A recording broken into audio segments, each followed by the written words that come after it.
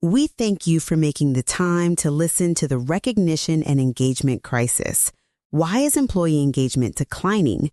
Episode number 1, a mini-series of EAQ and Associates presenting Human Capital Intelligence audio podcast to better understand the most effective ways to maximize human capital resources and how an organization can enhance performance, engagement, productivity, and deliver desired outcomes by creating alignment between management and their employees.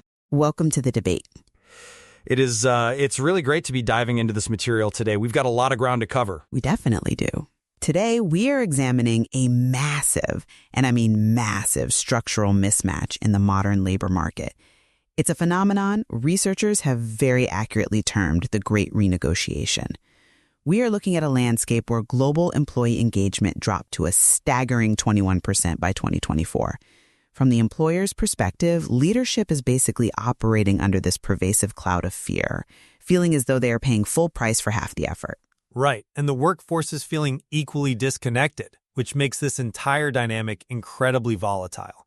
21% engagement isn't just a dip, it is a catastrophic failure of the social contract at work. Exactly. Which brings us to our core focus for today's discussion, the bridge to the issue, partnering for a fair exchange. My position is that resolving this engagement crisis requires a strict data-driven architecture, specifically transitioning to outcome-based management and formalizing a creative partnership between employer and employee.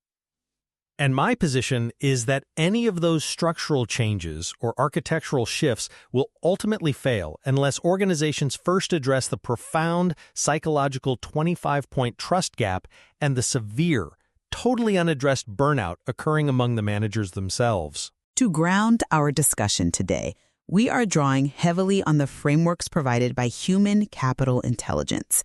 Specifically, we're looking at the insights of HR architect Ernest Goss. He's an executive coach and a Six Sigma black belt who has worked extensively with organized labor, frontline employees, managers, and executive leadership teams focused entirely on concrete outcomes for organizations. Looking at the data he outlines, the necessity for a completely new structural framework is just undeniable. I'll say the data paints a very clear picture of a broken system. I completely agree with you there.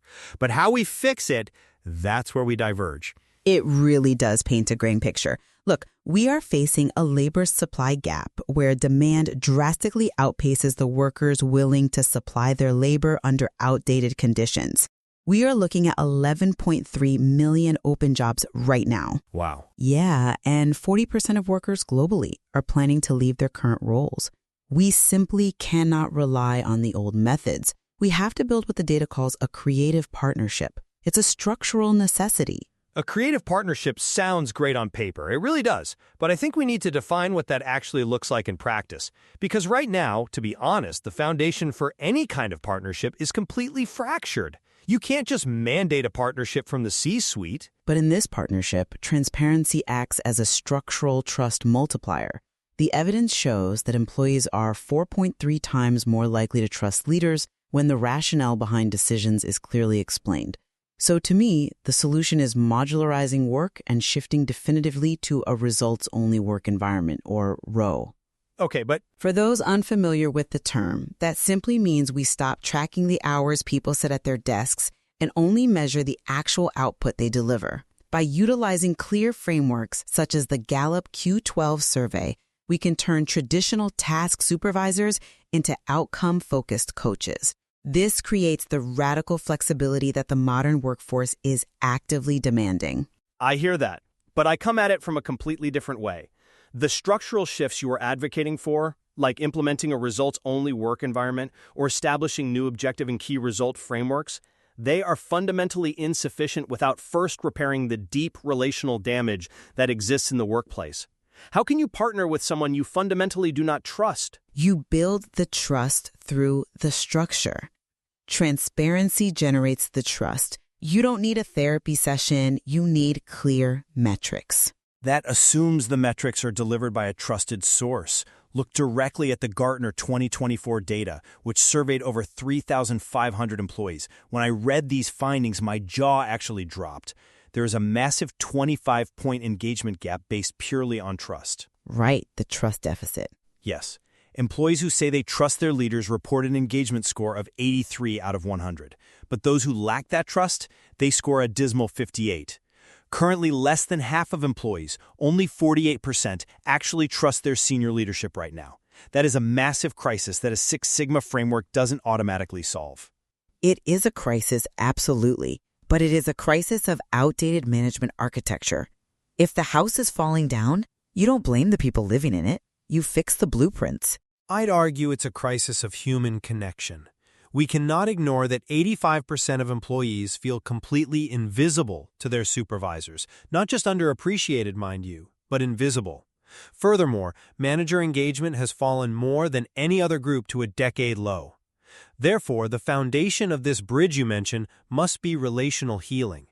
You simply cannot implement a new, highly demanding coaching structure if the very managers tasked with executing it are running entirely on empty. I see why you think that, and it's a very empathetic view, but let me give you a different perspective on the manager's role in this crisis.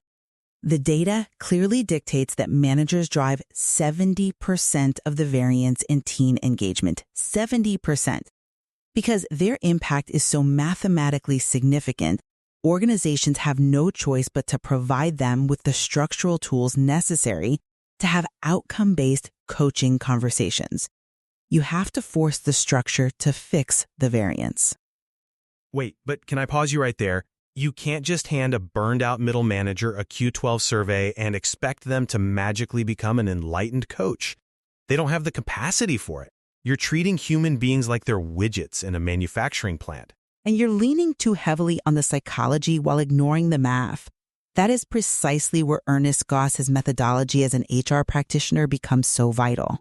He applies Six Sigma and data-driven architecture to these complex problems because you cannot just hope for relational healing. You can't just cross your fingers and hope managers feel better. You must engineer it through processes. For example, one of the core structural tools in this material is narrating intent. Narrating intent? Let's unpack that. Yes. If an organization is introducing, say, a new AI tool, the old broken model would simply mandate its use. A top-down directive. Boom, use this. The new structural model requires a manager to explain the why before the what. They clarify that the tool is meant to remove manual data pulling so the team can focus on creative strategy. This structured communication builds trust systematically, not just emotionally. You don't need a deep psychological bond to narrate intent. You just need the right operational framework to force the conversation. That's a compelling argument, I'll admit. But have you considered the psychological state of the person you are asking to execute that structured communication? Before these managers can become the translators of meaning you were describing, they have to put their own oxygen masks on first. I think the structure actually is the oxygen mask.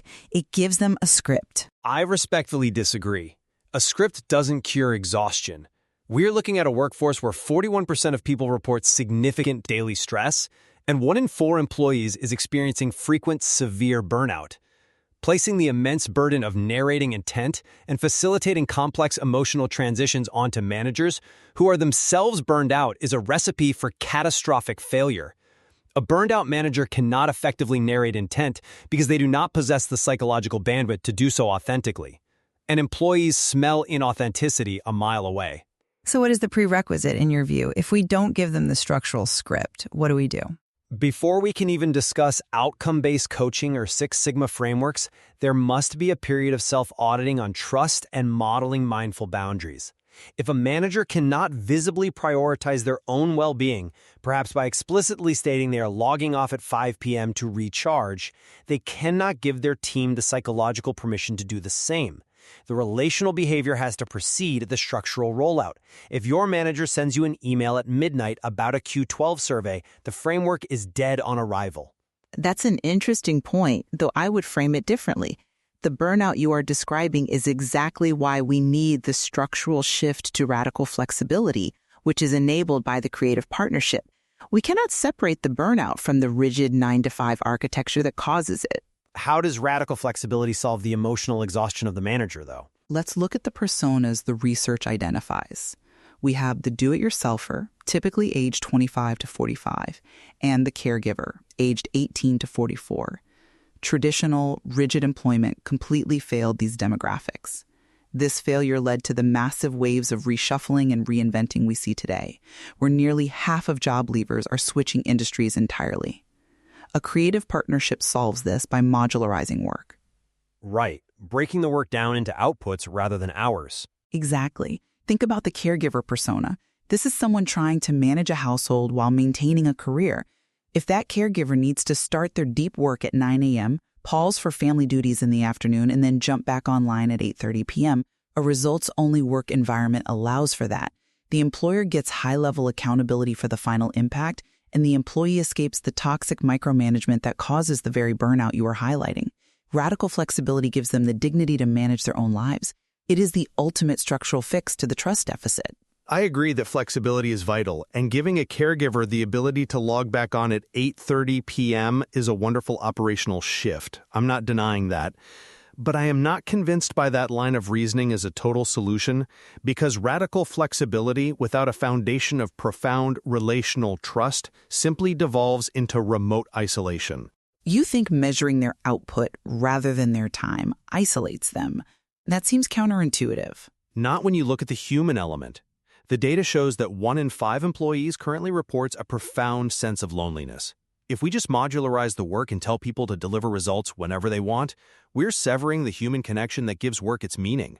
Furthermore, flexibility does not magically erase the behaviors that destroy trust in the first place. But it removes them from the immediate environment where those behaviors occur.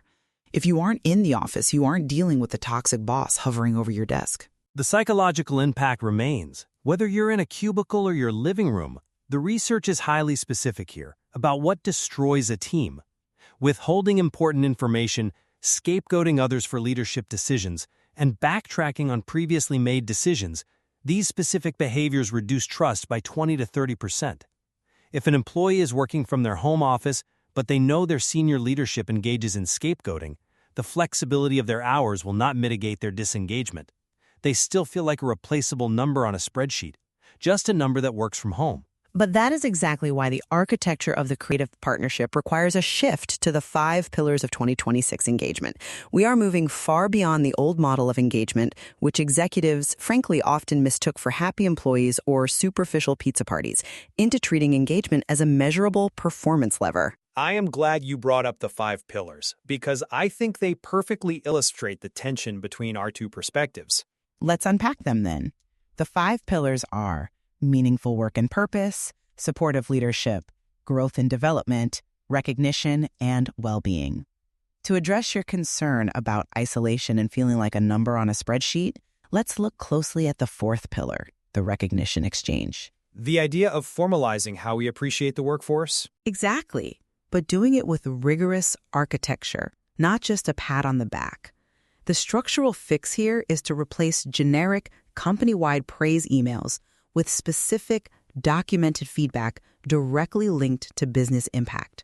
When an employee can document their specific wins and the manager uses that documentation to formally advocate for their future growth, it bridges the gap between remote isolation and genuine value.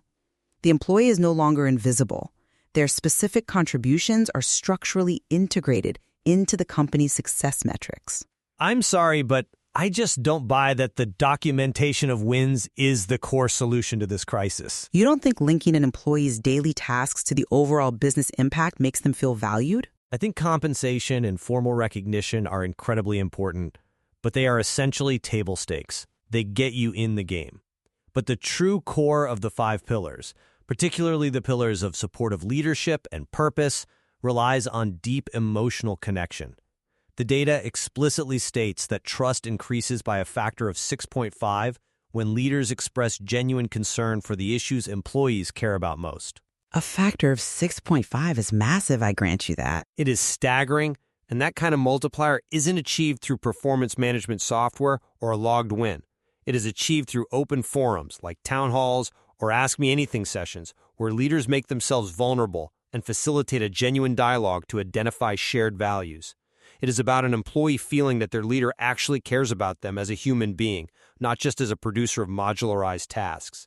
If that emotional resonance is missing, no amount of specific feedback linked to business impact will prevent them from finding a lifeboat and taking an off-ramp to another company.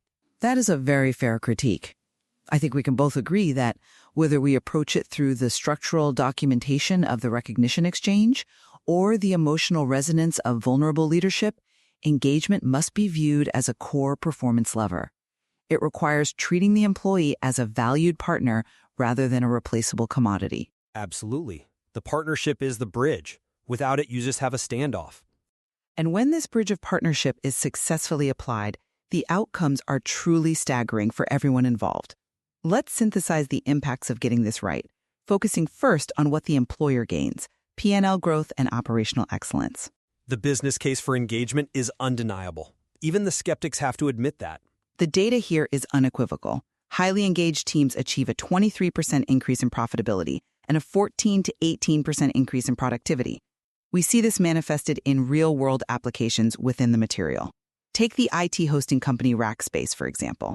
We aren't just talking about a couple of percentage points of improvement here. By investing heavily in this exact kind of energized support culture, Rackspace achieved 25% compound annual revenue growth and 48% profit growth. Those numbers are incredible. And it extends beyond just the revenue side, right? The risk mitigation is equally profound. Exactly. The operational stability that comes with a creative partnership is massive. Employers see 43% less turnover, which saves an immense amount of capital in recruiting and training. They see 63% fewer safety incidents, 32% fewer quality defects, and 28% less shrinkage in retail environments. When people care, they make fewer mistakes.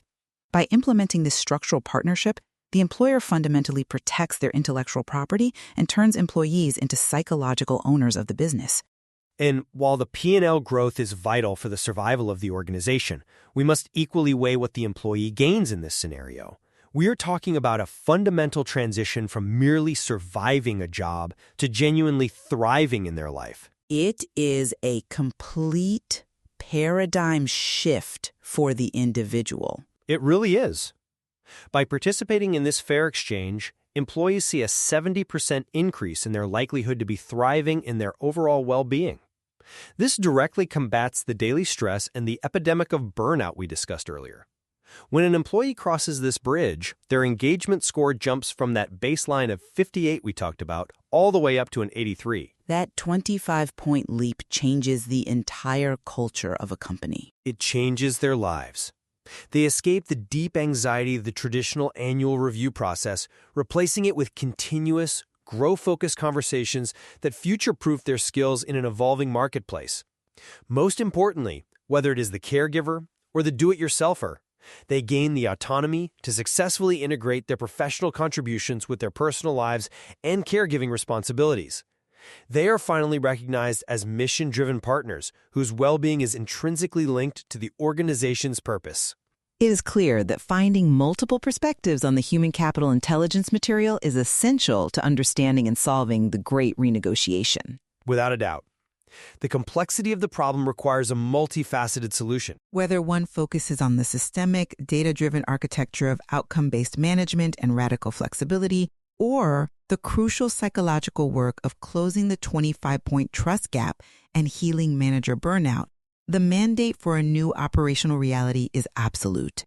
The complexities of a 2026 workforce demand this level of rigorous examination, and there is certainly much more to explore within this material as we look toward the future of work. Thank everyone for joining our 3-part mini-series Human Capital Intelligence series, presented by EAQ and Associates. We will continue to explore the intersection between business problems, operations, and strategy. HR architect Ernest Gauss uses Six Sigma in data-driven architecture to solve complex organizational problems. We invite you to visit their website at eaqassociates.com. Join us for episode number 2. We will be discussing the retention of staff, the open tab problem, in our next session. Our goal is to equip you with the tools to turn your human capital into a sustainable competitive advantage and build the bridge that sustains a viable organization while creating opportunities for its employees. We'll see you next time.